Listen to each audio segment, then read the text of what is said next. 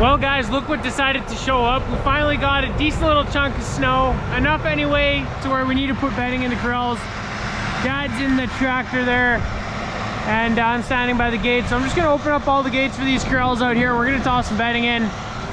It's not really cold out yet, but it's about -1 degree. So the snow came down a little bit slushy, a little bit moist today. And it's some nastier, heavier snow. So it's nice to get these calves and these cows in the corrals, a nice dry place to lay down. A lot of them probably haven't laid down today yet at all because it has been snowing. So we got to get a nice solid bedding pack in all these corrals.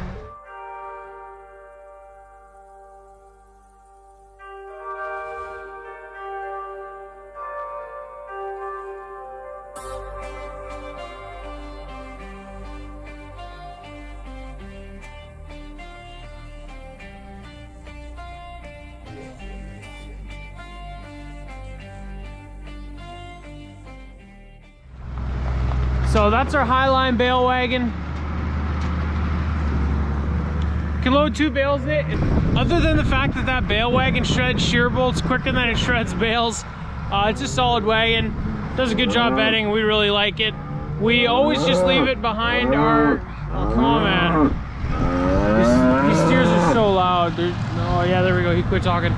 We just leave it behind our 2294. It's one of our older case tractors. We've got 3 older case tractors.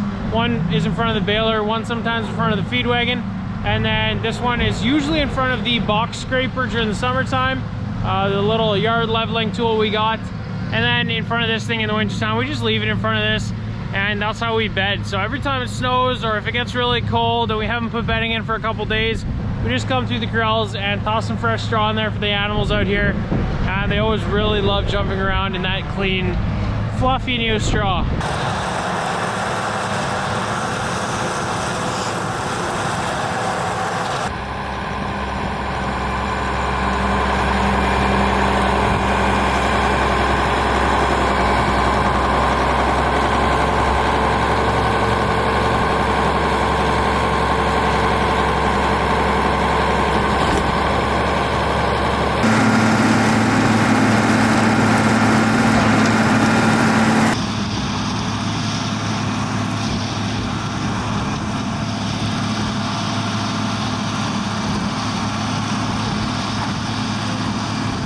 Morning everybody, it is the next day now and we're gonna get a lot more snow this evening, but I'm currently standing in our water room with our 2 big water tanks, the water reservoirs, and this morning one of the water bowls wasn't filling up in the main cow barn, and there's one water bowl in the barn that's fed with this tank and it just wasn't getting water.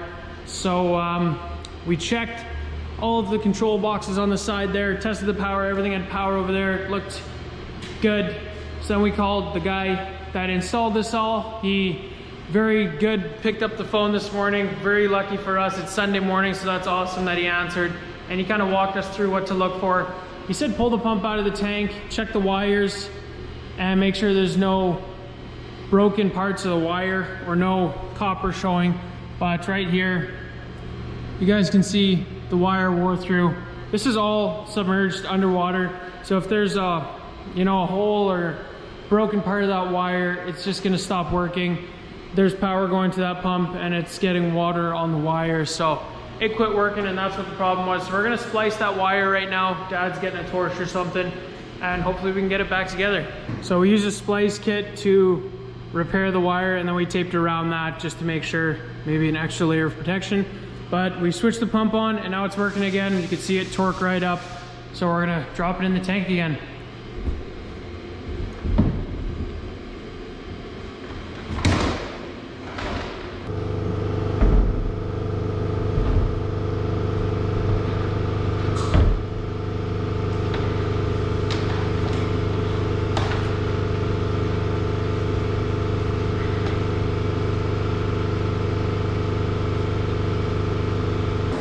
So we dropped that pump back in the tank there just to make sure it's working again. Come to this water bowl and you can see it's spraying in again.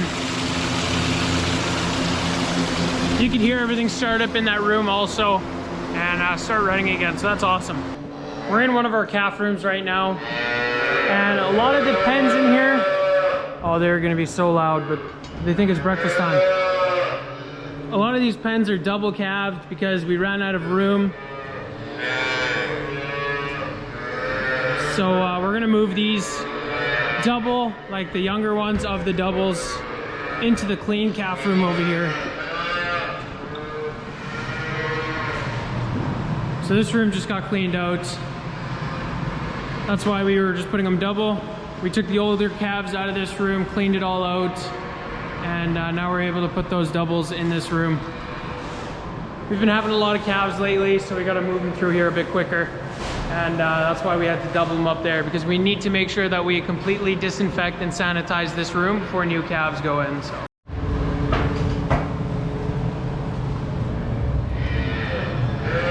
Need to steal some bales of shavings from this room. Oh man.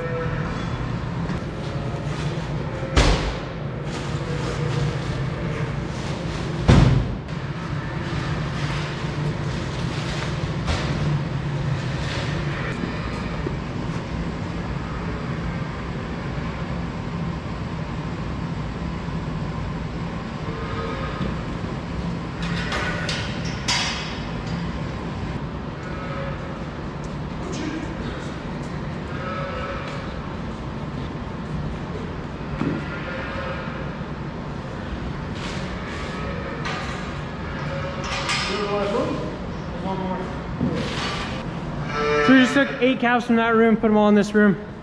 Now they got their own pens.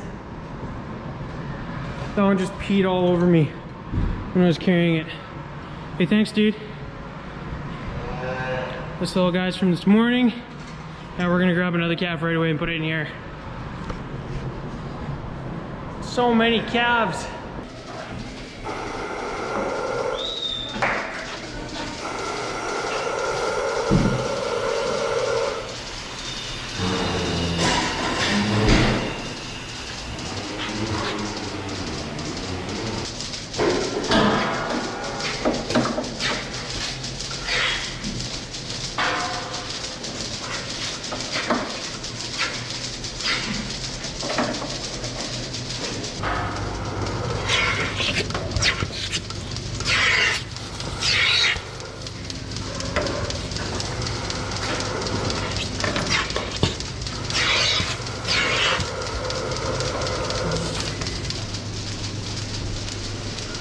On an afternoon like this, you're lucky to be on the schedule to have to milk cows. It's better than putting bedding in the corrals. That is for sure. Whew. It's just nasty out here.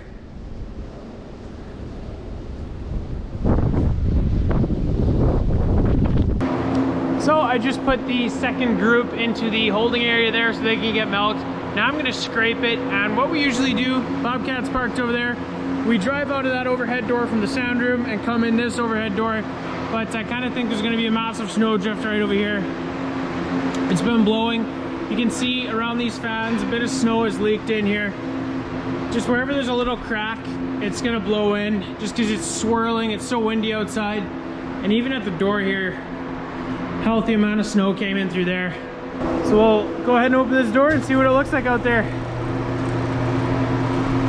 Oof.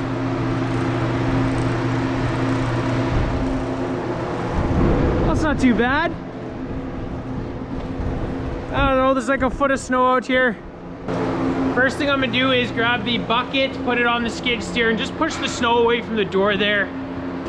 We don't want to drive on too much snow. It's just gonna pack it in and it's gonna build up over the course of winter. You gotta push it away right away. This is the sand room door.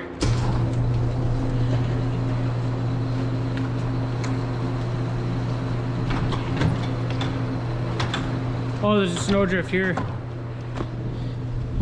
Nice.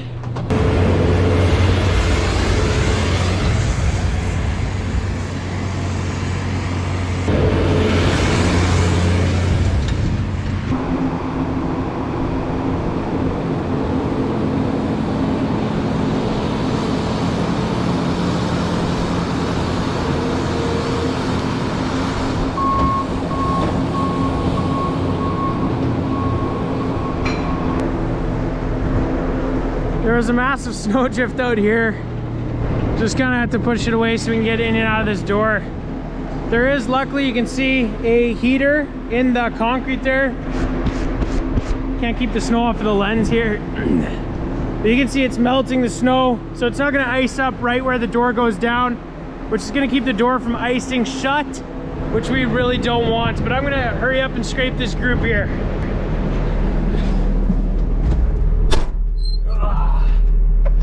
Jeez, it is nice outside, man.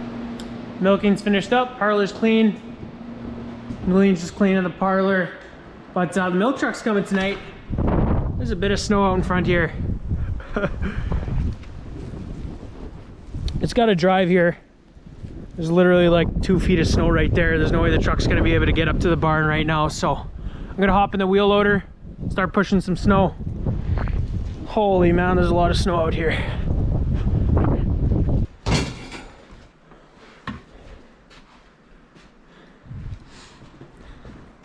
That's the loader we're gonna be grabbing. The case loader has a wider bucket than the New Holland, so we always like to take this one. I'm just gonna open this door, and I already know there's gonna be snow falling in, so we got the snow shovel here. We're just gonna kick all the snow out there and make sure no snow is gonna be underneath the door when we close it again. Wow.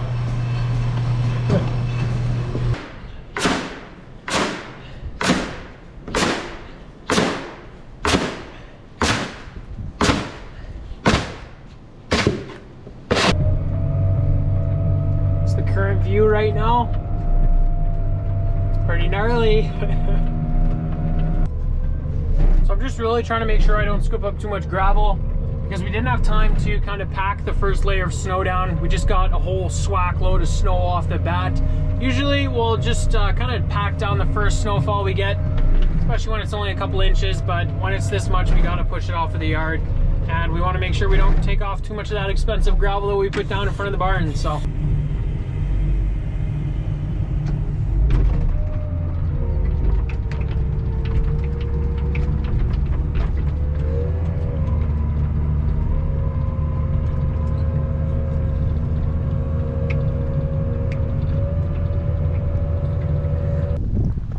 well, we got it cleared in front of the barn. Plenty of room for the truck to turn around over there. Now I'm just gonna hand shovel it up here so that he doesn't have to walk through any snow. Get right up to the milk tank. Just grabbing the shovel from this door here where we come in. That's my truck. Oh, that sucks. I don't know, I guess I'm gonna grab an actual broom and broom it off.